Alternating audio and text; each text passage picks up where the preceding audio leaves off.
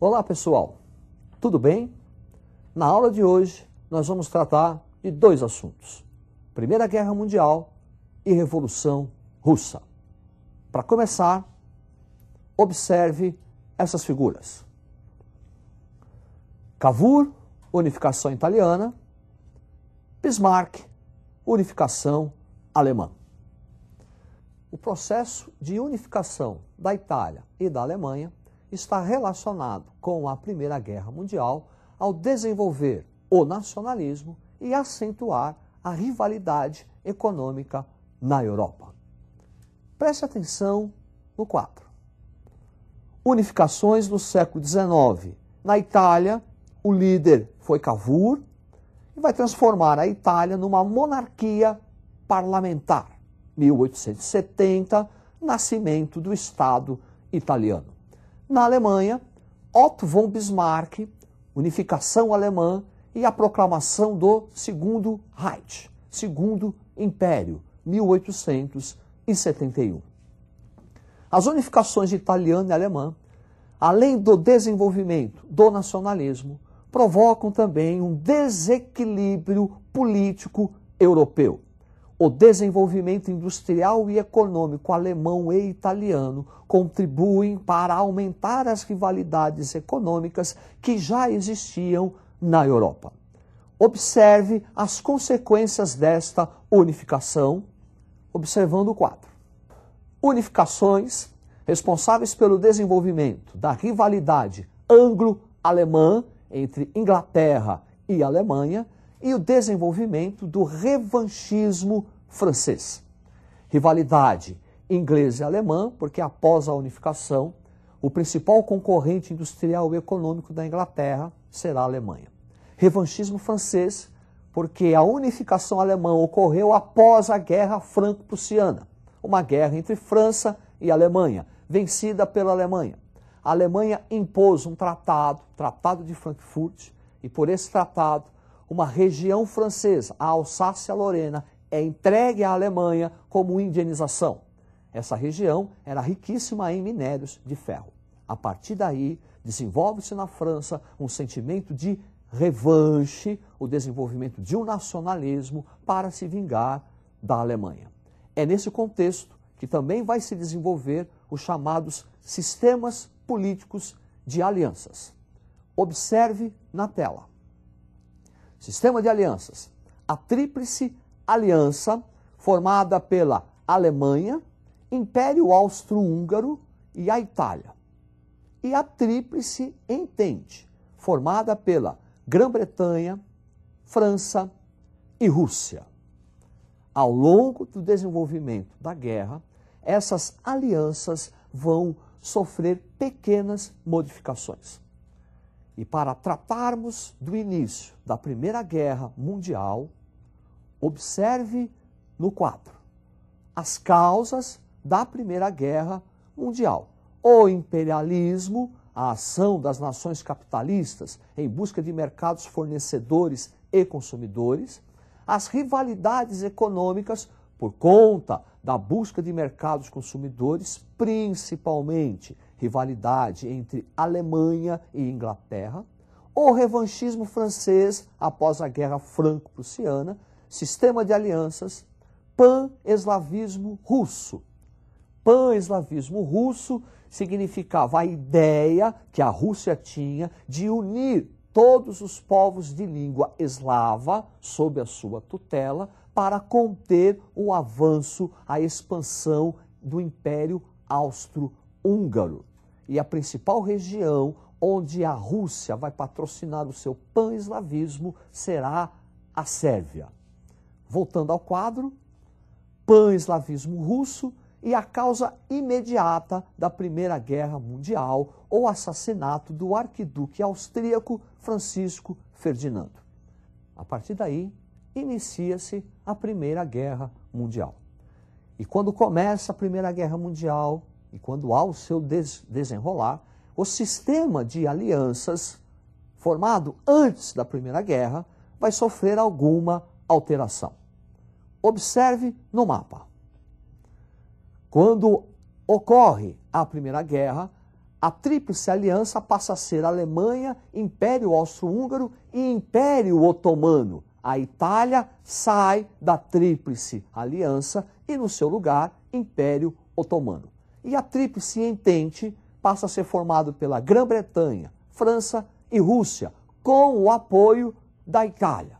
Essa mudança de lado italiana é porque os países da Tríplice Entente conseguiram convencer os italianos a mudarem de lado em troca de concessões territoriais. Com o desenrolar da Primeira Guerra, podemos identificar três fases, três momentos bem distintos.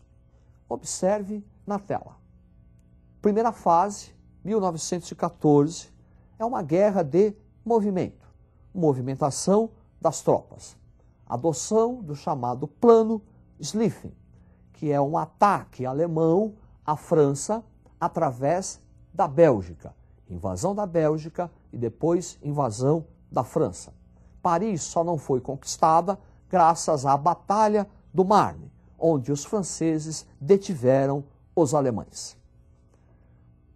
Um segundo momento, segunda fase, que é a marca registrada da Primeira Guerra Mundial, 14-17. Observe no quadro.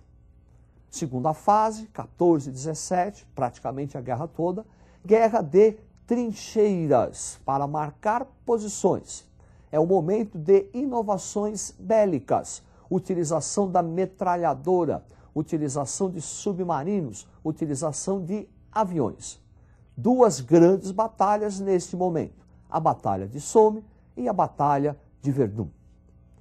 Um terceiro momento, 1917-1918, que já conduz para o final da guerra. 1917 é considerado o ano decisivo da Primeira Guerra Mundial. Observe o quadro. Terceira fase, 1917-1918, a guerra volta a ter um movimento. Entrada dos Estados Unidos da América para salvar seus capitais investidos na Europa e a saída da Rússia em virtude da Revolução Bolchevique. A partir de 18, nós vamos ter o final da guerra e as suas principais consequências. Observe no quadro. Final da guerra, os 14 pontos de Wilson, que podemos destacar a criação de uma Liga das Nações para garantir a paz mundial e a liberdade comercial. O Tratado de Versalhes, imposto à Alemanha, e a criação de novos territórios. Esse Tratado de Versalhes vai provocar o desenvolvimento do nacionalismo alemão. É um tratado muito duro, muito severo e que contribui para o desenvolvimento do nacionalismo e um sentimento de revanchismo alemão, já uma causa da Segunda Guerra Mundial. E novos territórios. Observe como ficou o mapa da Europa após a Primeira Guerra Mundial. Observe. Aí estão os principais países que surgiram: Estônia, Letônia, Lituânia, Polônia, Tchecoslováquia, Hungria e Iugoslávia. Perceba que é uma espécie de corredor separando a Europa Ocidental da União Soviética. União Soviética não é mais Rússia. Vamos tratar agora do processo de Revolução Russa e o desenvolvimento e o surgimento do primeiro Estado socialista da história. Preste atenção no quadro. Causas da Revolução Russa. Processo de industrialização da Rússia, século XIX, modernização. Desenvolvimento de oposição ao czarismo, czar é o imperador russo. Os sovietes, que significa um conselho de trabalhadores, que será o principal referencial de oposição ao czar. A Revolução de 1905 e a Primeira Guerra Mundial. A revolta de 1905 é em decorrência da derrota russa para o Japão. Com essa guerra, aumenta o processo inflacionário, aumenta desemprego, aumenta manifestação contra o czar. Manifestação duramente reprimida. O episódio conhecido como Domingo Sangrento. E a permanência da Rússia na Primeira Guerra só tende a aumentar essa crise econômica. Daí inicia-se o processo revolucionário, que podemos dividir em dois momentos. Observe o quadro. Primeiro momento, fevereiro de 1917, é uma fase moderada, a liderança Kerensky, é um momento onde há a abdicação do czar, uma nova constituição de caráter liberal burguês. Porém, continuidade da Rússia na Primeira Guerra Mundial. Esta continuidade da Rússia mantém a miséria, mantém a fome, mantém um processo inflacionário na Rússia, na União Soviética. E é nesse contexto que Vladimir Lenin, líder dos bolcheviques, vai iniciar o segundo processo revolucionário. Preste atenção na gravura. Vladimir Lenin, que formulou as famosas teses de Abril: paz, terra e pão, todo o poder aos sovietes. A partir daí, segundo momento da Revolução, outubro de 1917. Observe o quadro. Outubro de 17 já é uma fase radical com medidas socialistas. As primeiras medidas socialistas: reforma agrária, estatização da economia, nacionalização dos bens e saída imediata da Rússia da guerra. Voltando ao quadro, saída da Rússia, da União Soviética, da Primeira Guerra Mundial e início da Guerra Civil. A economia russa, que já estava em crise, com a Guerra Civil, a tendência é aumentar esta crise. E aí, Vladimir Lenin vai adotar um conjunto de reformas econômicas caracterizada como NEP, Nova Economia Política, que é a mistura de medidas socialistas com medidas capitalistas. Na visão do Lenin, um passo atrás para dar um salto à frente. Com a morte de Lenin, ocorre uma disputa pelo poder na União Soviética. Observe o quadro. De um lado, Trotsky, que vai defender a chamada Revolução Permanente, o que significa exportar a Revolução Socialista da União Soviética para a Europa.